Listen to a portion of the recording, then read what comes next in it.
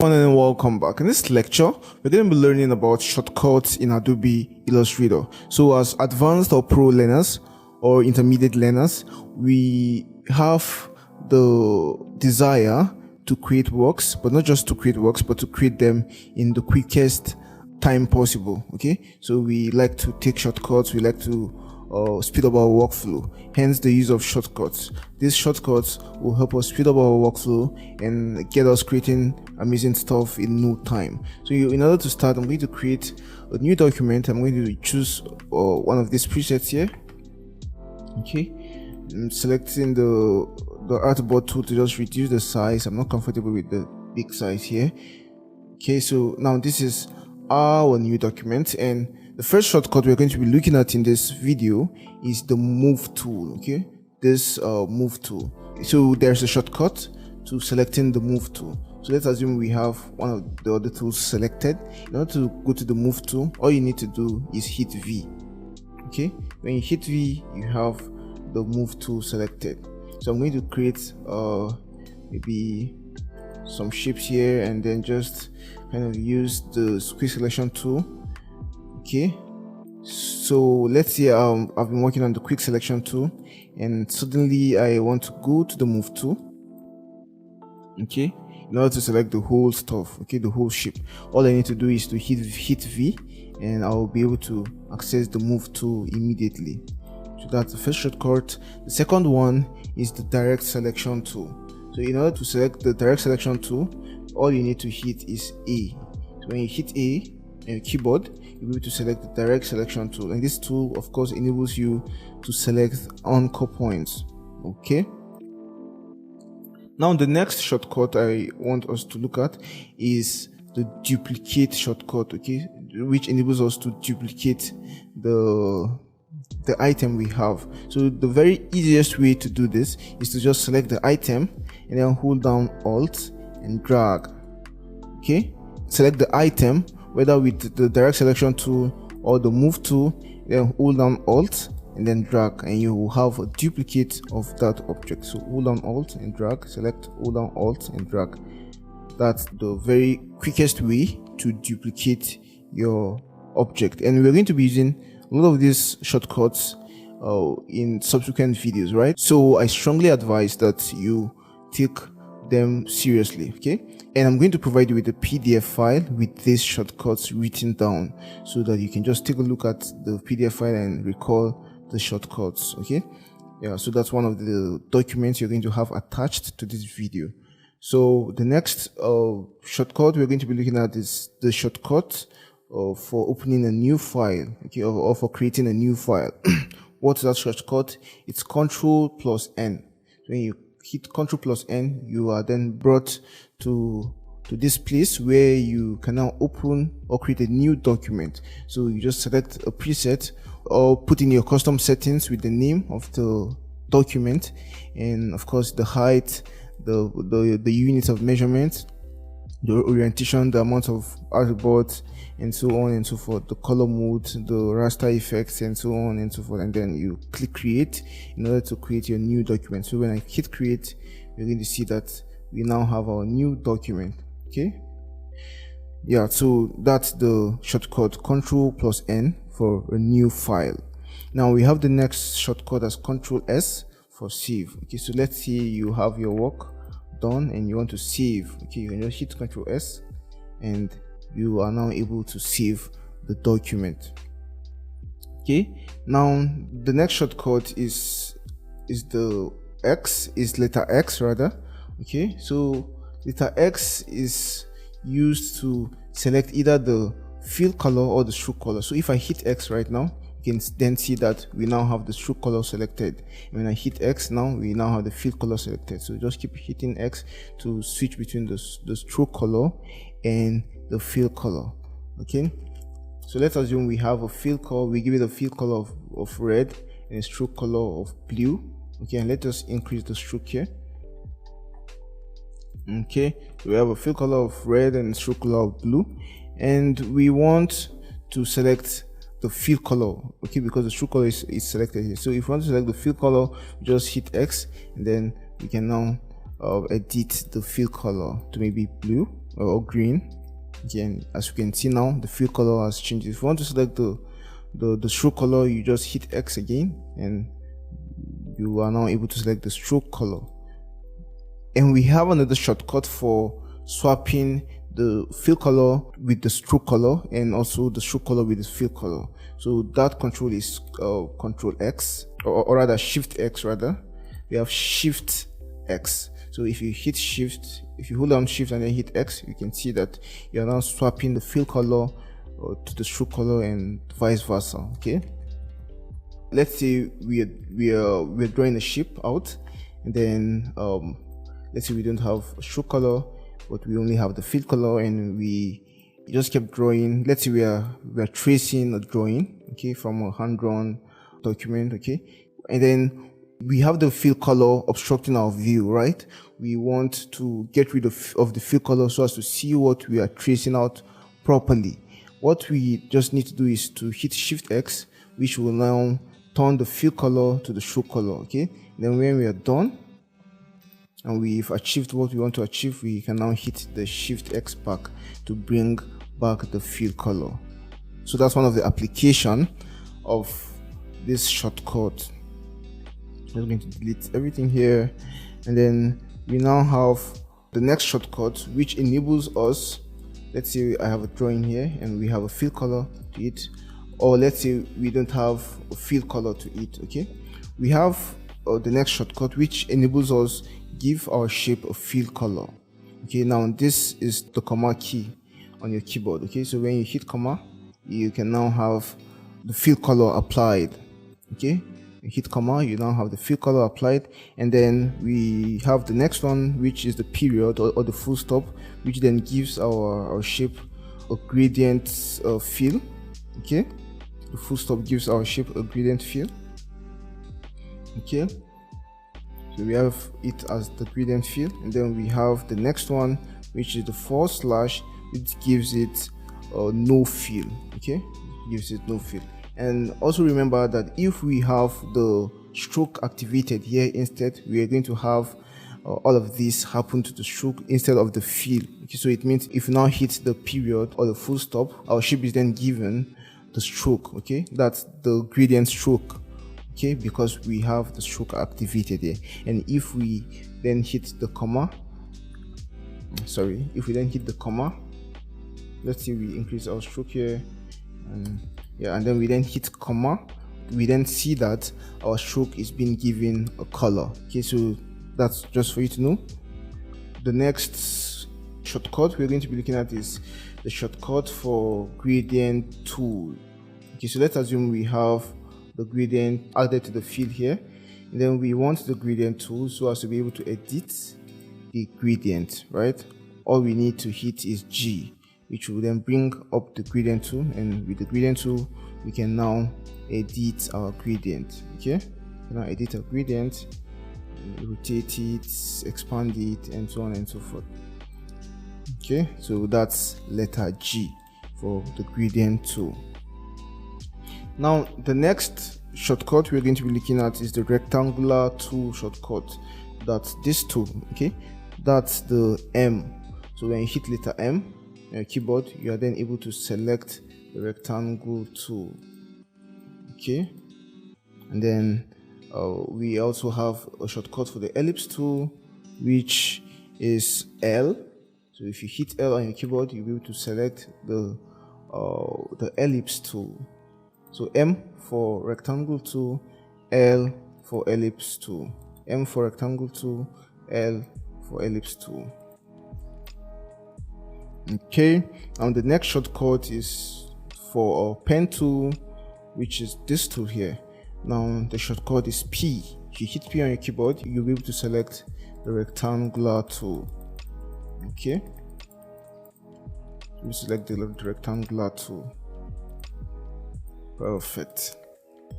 Then we have other shortcuts. Let's say we hit P and we have the pen tool selected, and we just draw out a shape like this. And let's say now we want to add an anchor point. or subtract an anchor point. Okay, now we have a shortcut for that. If you want to add an anchor point, all you need to hit is the plus key on your keyboard, and now you can see that the anchor point pen tool has been selected, and we can now add new anchor point to our shape. Okay, and what if we want to subtract points from our shape? What we then need to hit is the minus key on the keyboard, and we can now subtract points from our shape. Okay, that's using the subtract or delete anchor points tool. Okay, sorry. Perfect. Now the next tool we're going to be looking at is the ruler tool. Okay, the ruler tool. Now the shortcut for the ruler tool is Control R. Okay, so this is Control R, and then it brings up the ruler tool. Now you can measure your stuff, okay, using the ruler tool. So when you just come to the ruler tool like this and click and drag, you can see that these lines then come out. Now with these lines we are able to kind of measure stuff out and kind of align our design properly. Okay, we can drag them out from here, okay, that's with the ruler tool. Perfect. And of course these shapes, these guides will not be rendered out if you export a design with them on the design. Okay, but you can just delete them when you are done. You can just select and hit delete, select and hit delete, select and hit delete, and everything is just going to delete. That's after, of course, you're done using it. Now the next shortcut rather we're going to learn is the copy shortcut, which is Ctrl C. Okay, it's Ctrl C, and the paste, which is Ctrl V. Okay, Ctrl C, Ctrl V. Then we have the paste, which is Ctrl V. Okay, and apart from the paste, we have the paste in front, which is the Ctrl F. So if I Ctrl C, Ctrl F, it's going to paste it in front. So it's going to paste what it has copied in front of the existing or the original copy, right? And then if you want to paste at the back, you have to Ctrl C and Ctrl B. Okay, so it's pasted it at the back of the shape. So when you change the color, you see that it's actually at the back of the shape, right? Then we have the eyedropper tool. Now the eyedropper tool, and this tool can be activated by just clicking the letter I. Okay, so you can just click the letter I and have the eyedropper tool selected. And if you are conversant with Illustrator, you know what the eyedropper tool is used for, even though we are also going to use it practically in other aspects of this course. But the eyedropper tool is used to sample colors, right? Used to sample colors, so you can sample this color, that color, this color, that color, and so on and so forth. Okay, so that's what the eyedropper tool is used for, and just hitting I will activate the tool. Now the next tool, or rather the next shortcut, is the pan shortcut. Okay, or moving around your design. We achieve this by holding down the space bar and clicking the mouse. So you can hold on the space bar, click and hold the mouse, and then just move around. Okay, so you can zoom in, hold on the space bar, and just move around. Okay, so that's the pan tool.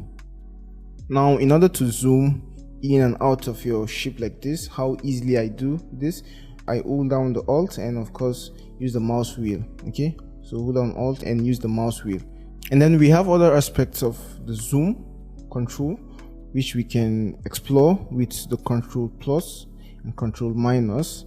Okay, so Control plus and Control minus. So Control plus to zoom in and Control minus to zoom out, just like this.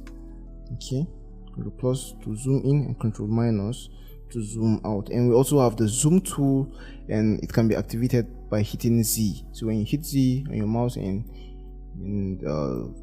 click the mouse button and click in or drag in and drag out, you'll be able to zoom in and zoom out using the zoom tool. Okay, and then for fitting your artboard to the screen, you can just click Ctrl plus 0. So Ctrl plus 0 will fit your artboard to the screen, to your view. Okay, so let's assume you are working on a big project and let's say you are outside a place like this. All you need to do to zoom in on your artboard is to Ctrl 0. So when you Ctrl 0, you then zoom in or you fit the view to your artboard. Now to check the preferences, okay, you just hit Ctrl K for preferences. Now these preferences are kind of settings that control the way your Illustrator works. Okay, so let's hit Ctrl K once more to bring up the preferences, and then we can see where it says keyboard increments, right? And it's presently set at 1. This will control how far you can move your item using the direction keys. Okay, so when you hit the direction key, okay, when you hit the left direction key, you can move your item left. When you hit the right one, you can move your item right. When you hit or hold down the up directional key on your keyboard, you can move your object up, and then for the down you can move your object down, right? And then when we hit Ctrl K and adjust this keyboard increment, let's make it 10 and hit OK, and try to move our shape. Now we can now see that it covers more space. Okay, it moves faster or kind of covers more room than the previous time. Now let's just make this 100 so you see the difference clearly. So when I select the guy and now move like this, as you can see now it's moving way, it's covering more space. Okay, it's covering more room, more move room. Okay, so just keep it at 1. Okay, and then I have another shortcut. Let's assume we have a lot of objects here. Okay, let's assume we have a lot of objects here, all in this shape, all in this layer. Okay, so we have all of them in this layer, and let's say we want to select all of them. Okay, now when we select one, we see that it's highlighted here with this blue icon here. Okay, when we select this guy, we see that it's highlighted here, and it's kind of hard to select all of them at once. We can just maybe click here and then hold Control and click and click and click, and then if we have a lot of them, you can see that it's going to be a pain in the ass to try to select them all. Okay, so the easiest way to do this is to click is to hold on Alt and then just click here. You just hold on Alt and click on the layer, and everything will be selected. Hold on Alt and click on the layer. Okay, everything will be selected. So let's assume we have another layer, and then we have some other shapes in the layer. Let's assume we have this guy as blue, this guy as blue. Okay, and we want to select everything. All we need to do is Ctrl A. Okay, so everything in both layers will be selected. Okay, so that's Ctrl A. But if you want to select just the guys in this layer, we will just Alt and click. Okay, and then select it. So the next shortcut will be probably the last one, which I usually use to select items or objects which are behind another object. Okay, so let me just give you a demonstration here. Let me just create different objects here, and let's say we now have a bigger object here, and let's say this guy is purple color, and we want to select the objects behind this guy, right? We want to select one of the objects behind this guy. Let's just reduce the opacity to make the items a little bit visible. So now this is the guy, and then we don't want to hide the shape, we don't want to hide it, we don't want to delete it. We just want to select the items behind the object without hiding it, without deleting it, without kind of distorting the position, the present position, right?